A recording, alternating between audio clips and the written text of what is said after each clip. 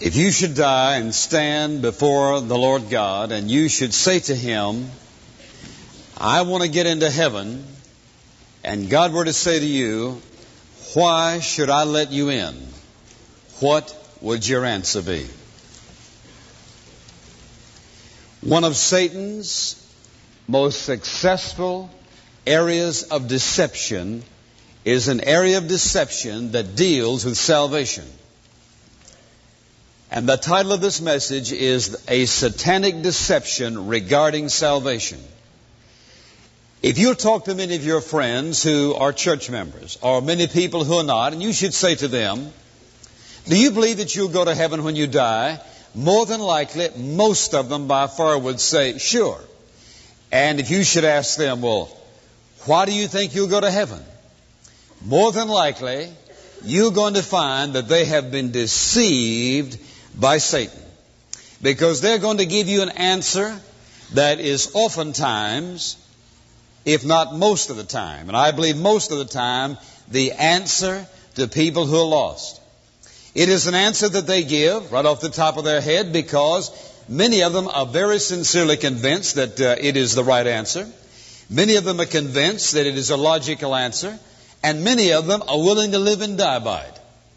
But it is an answer which is a satanic deception. And the answer is, well, I haven't been so bad.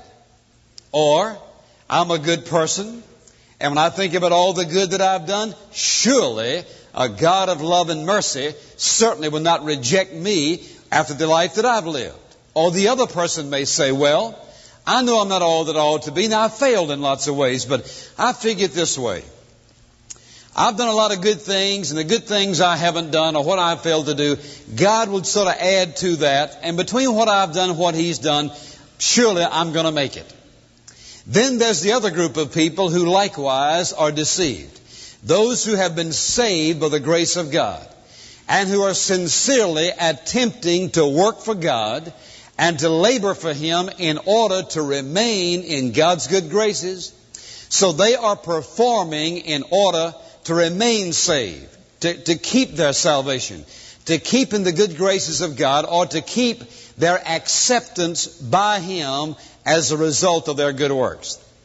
Now, whatever category that person falls in, of those three aspects, all three of them have been deceived. So let me ask you a question. Are you a church member today, sitting in a church somewhere, and as best you know, your idea of being saved is, I'm going to do the best I can, that's all I can do, and if God doesn't, if He doesn't accept me after I've done the best I can, then I don't want to go to heaven anyway.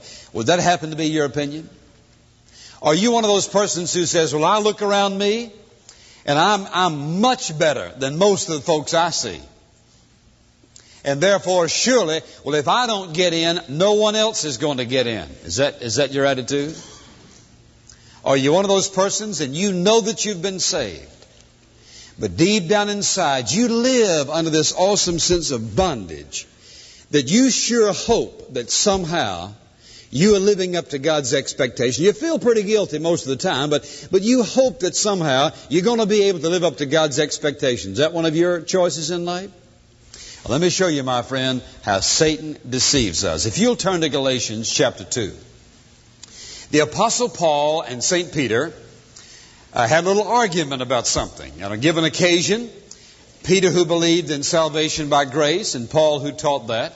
On one occasion, when the Judaizers came, Peter sort of resorted to a little addition of the law to grace in order to appease the Judaizers. And so Paul confronts him and says to him that you are guilty of mixing law or works with grace. And so he causes Peter to back off. And in the second chapter of Galatians, Paul is dealing with this matter of mixing law with grace, mixing good works with the grace of God and the result of that. And so I want us to read one verse. It is a powerful verse to counteract Satan's deception concerning the real, true, and only basis of salvation. And he says it in verse 21 when Paul says, I do not nullify, I do not render useless and void, I do not set aside the grace of God. by adding works a law. For if salvation comes through the law, then Christ died needlessly. Now what I want you to understand is this. I want you to understand what God says about the only basis for our acceptance. As I listen to people share why they believe they're going to heaven and surely what their concept of God is, I want to tell you, Satan is doing a real successful job of camouflaging the truth and deceiving people by the millions. Now, I want us to look at this whole concept here of identifying the satanic deception regarding salvation. Let's identify what that deception is. And that deception is this. It says that you can be saved by being good, by doing good. And some other people may read it this way, and Satan would say it this way to some. You can be saved by, doing the best you can, and then what you can't do, God will just sort of add to that, and you're going to make it. And the third aspect of that is, even those who are saved feel that they have to keep saved by doing good works. That is a threefold aspect of a satanic deception that relates to salvation. Now, let me ask you a question. Can you point to the time in your life, at any time back there, where you said, at this moment, you made a decision and you said, from this moment on, I know that I'm saved. Now, I'm just going to leave that question with you there, and then I want us to analyze this satanic deception, which is in essence being saved by being good or doing or performing good works. Now let's look at that for a moment. Paul said, I do not nullify the grace of God, for if righteousness, that is salvation, comes through the law or doing good works, then Christ died needlessly. He says two things are true if a person can be saved by their good works. Now let's look at this for a moment.